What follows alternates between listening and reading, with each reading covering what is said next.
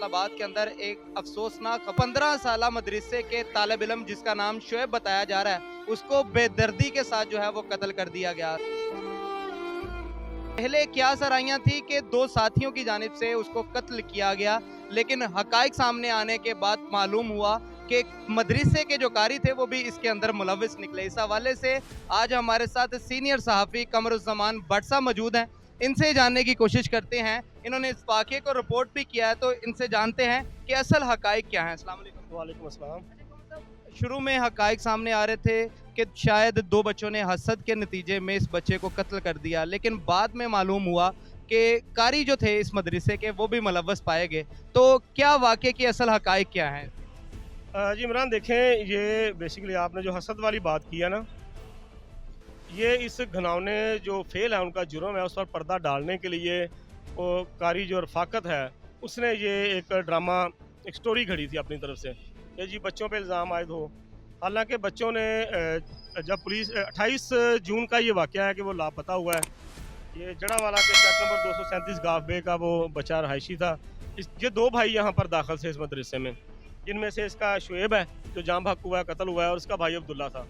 तो 28 जून को ये लापता हुआ है और पुलिस ने शक पड़ने पर जब इसके दो साथियों को हिरासत में लिया है, एक इरफान नाम है, एक रेहान है स्टूडेंट, वो भी इसी मदरसे के। तो जब उनको हिरासत में लिया गया तो तफ्तीश के दौरान बच्चों ने पहले दिन ही बता दिया था कि इसमें रफाकत अली जो उस्ताद है मदरसे का वो भी इन्वॉल्व है। लेकिन उसने जो उस्ताद रफाकत है उसने बड़ी उस्तादी दिखाते हुए उसने बहाना बना दिया कि जी वो बच्चा बड़ा ज़हीन था माशाल्लाह पढ़ाई में, तो इसलिए ये दोनों इरफान और रेहान उसे जेलसी रखते थे और उसी जेलसी की बिना पर जो है इन्होंने उसको जो है वो मारा और लाश गंदे नाले में फेंक दिया।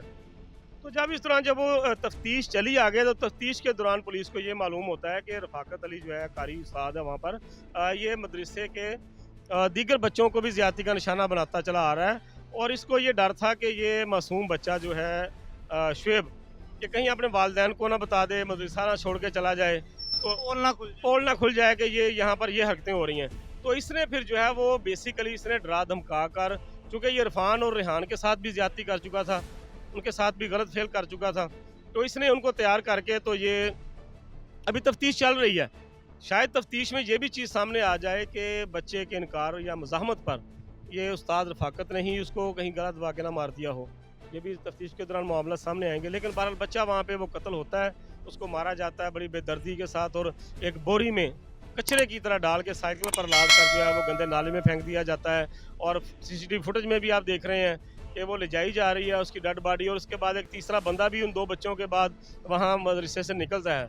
अच्छा, जब ये बच्चे के वालिदैन को जब ये रफाकत जो उस्ताद है ये बताता है, उनको ये कहता है कि नमाज फ़जर के बाद से गायब है। हालांकि नमाज फ़जर से बहुत पहले इन्होंने बच्चे को कत्ल करके उसकी लाश साइकिल पे नमाज फ़जर से पहले जो है फेंक आए थे। तो ये तफ्तीश अभी चल रही है, मज़ीद चीज़ें भी सामने आएंगी, इंकशाफात होंगे।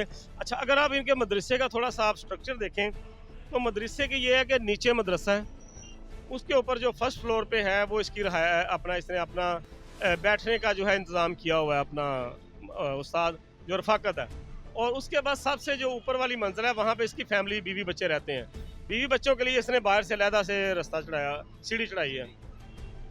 तो अब दरमियान वाला जो पोर्शन है, मदरसे के ऊपर वाला जो पोर्शन है, वहाँ पे क्या हो रहा है, क्या ये करता है, किसी को कुछ नहीं पता चलता था। तो ये घिनौना फेल करता था, बच्चों को ले जा के बहला फुसला कर या जो भी है डरा धमका कर ये उनको ज़्यादती का निशाना बनाता रहा। तो ये भट्ट साहब बात करते हैं, उस्ताद हमेशा पैगंबरी पेशा रहा है। अगर उस्ताद से हमारे बच्चे महफूज नहीं हैं, दुकानों पे जाने के लिए हमारे बच्चे महफूज नहीं हैं, स्कूलों में जाने के लिए हमारे बच्चे महफूज नहीं हैं, तो बच्चे फिर हम लोग कहाँ भेजेंगे? वालिदैन जो है वो परेशानी में मुब्तला हो चुके हैं, क्योंकि इसके अलावा सरगोदा के अंदर भी इस तरह के जो एक मुंतहा का वाक़या जो है वो सामने आया था कि एक दुकान पर वो चीज़ लेने गई। इस तरह के जो वाक़यात रिपोर्ट हो रहे हैं मुख्तलिफ पूरे पंजाब के अंदर, बतदरीज उनके अंदर इजाफा हो रहा है, क्या वजह सामने आती है आपको? देखें, ये सिर्फ पंजाब में ही ऐसे वाक़यात नहीं हो रहे, ओवरऑल पूरे पाकिस्तान में एक अजीब ये सूरत हाल सामने आ रही है कि इस तरह के बच्चों के साथ ज़्यादती, राह जाती ख़वातीन जो हैं, तालबात हैं, उनको हरासा किया जाता है इस हवाले से। तो ऐसे वाक़यात पै दर पै वाक़या हो रहे हैं। इसकी सबसे बड़ी वजह एक तो ये है कि आपको जो है वो डिजिटल दुनिया से जो है ईज़ी एक्सेस हो गया मोबाइल फ़ोन, इंटरनेट की वजह से। बहुत सी ऐप्स ऐसी हैं कि आप कोई चीज़ नहीं भी देखना चाह रहे तो वो स्क्रॉल करते हैं तो वो चीज़ें सामने आती हैं। तो इस तरह जब ये देखते हैं ये चीज़ें देख के तो उनके अंदर फिर वो जो है वो गलत ख़्यालात आते हैं जिसकी वजह से बच्चे महफूज नहीं हैं। सरगोदा में वाक़या हुआ है, कराची में हुआ है, लाहौर में हुए हैं, फैसलाबाद में इतने वाक़यात हुए हैं इस तरह के। तो मैं समझता हूँ कि ये इस तरह के जो वाक़यात हैं सिर्फ़ 302 जो है ताज़ीरात पाकिस्तान की दफ़ा नहीं लगनी चाहिए, उसके साथ-साथ यहाँ पर इसको इंसदाद दहशतगर्दी एक्ट भी जो है नाफ़िज़ होना चाहिए कि ये भी एक दहशतगर्दी है, क्योंकि अगर इस तरह कोई बच्चा या बच्ची कत्ल होता है तो ये पूरे इलाके में, ना सिर्फ पूरे इलाके में, उस शहर में लोग वालदैन में, बहन भाइयों में खौफ व हरास की फ़िज़ा फैलती है, दहशत फैलती है। तो देखिए ना, जिसके साथ ये ज़्यादती हुई होगी, उनके जो वालिदैन होंगे, दोस्त बाप, बहन भाई होंगे, वो तो सारी उम्र के लिए ट्रॉमा में चले जाएंगे। बिल्कुल ज़ाहिर बात है, उन्हें सारी ज़िंदगी ये वाक़या नहीं भूलेगा। अपना जो माँ बाप हैं उनको अपने बच्चे की वो मतलब कि इस तरह लाश जो है वो बार बार जहन में आती रहेगी। बहन भाई जो है वो उन बहन भाइयों को भी अपने भाई या उस बहन जो कमसिन है जो ज़्यादती का शिकार होकर मर्डर हुई है, वो सारी ज़िंदगी वो लाश, वो चेहरा, वो उसकी हालत जो है वो उनके सामने आंखों के सामने वो चेहरा रहेगा, वो सूरत रहेगी। वो कभी भी जो है वो इसको नहीं भूल पाएंगे, तो वो ट्रॉमा की कैफियत में रहेंगे। ये इन वाक़यात को रोकने के लिए ज़रूरत इस अमर की है कि जिस तरह ये CCD मुतहरक है या दीगर इदारे जो इस हवाले से पिछले दिनों बहुत से मुजरम जो हैं वो पुलिस मुकाबलों के अंदर मरे हैं, हलाक हुए हैं, तो इनको इसी तरह जो है वो जहन्नम वासिल करना चाहिए, इनको पकड़ना चाहिए, पकड़ के फौरी ट्रायल होने चाहिए। अदालतों को भी मतलब कि मैं गुजारिश ही कर सकते हैं कि ये इस ऐसे वाक़यात का जो है ना वो दूसरे वाक़यात की निस्बत इन वाक़यात का फौरी ट्रायल होना चाहिए और मुलज़िमों को सख्त से सख्त सज़ा देनी चाहिए, तभी ऐसे वाक़यात रुक सकते हैं। अच्छा, हुकूमत के हवाले से बात करें तो क्या पॉलिसी जो है वो अपनाई जानी चाहिए कि इस तरह के वाक़यात को जो है वो रोकथाम के लिए कोई अहम किरदार अदा कर सकें? क्योंकि CCD जिस तरह अभी आपने बात की, हाफ फ्राई, फुल फ्राई, बहुत सारे फैसलाबाद के अंदर वाक़यात हुए ख़वातीन को हिरासा करने के, उन्होंने उनको सज़ाएँ भी दी मौका के ऊपर, लेकिन उसके बावजूद इस तरह के वाक़यात कम होने का नाम नहीं ले रहे। तो आपकी नज़र में जो हुकूमत की जानिब से क्या पॉलिसी जो है वो अपनाई जानी चाहिए? देखिए इमरान, पॉलिसी जो है ना वो ऑलरेडी इस हवाले से पॉलिसियाँ बनी हुई हैं। आप भी देखते होंगे कि असम्बलियों से बिल भी पास होते हैं। ज़ैनब अलर्ट केस जो है बहुत बड़ा है, सूर के अंदर। उसके बाद वो वाक़ये के बाद एक ज़ैनब अलर्ट बिल बना है।